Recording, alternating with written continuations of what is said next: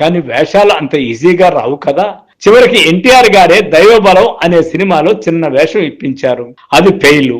1960లో భక్త శబరి సినిమాలో కొంచెం గుర్తింపు, నర్తనశాల, వీరాభిమన్యులలో పేరు వచ్చినా వేషాలు మాత్రం రాలేదు. పూర్తిగా డిప్రెషన్ లోకి వెళ్లే పరిస్థితి. పెళ్ళయి భార్యాబిడ్డలు, ధనవంతుడేమీ కాదు.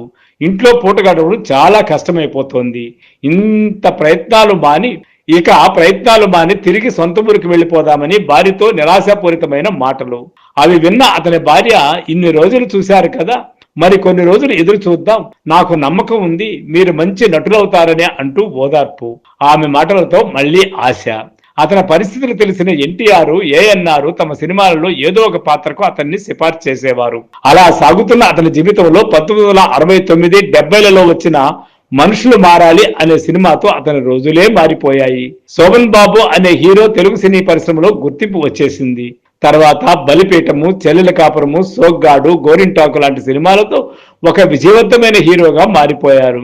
కార్తీక దీపం, దేవత లాంటి సినిమాలతో మహిళా ప్రేక్షకుల అభిమాన హీరోగా ముద్రపడిపోయారు.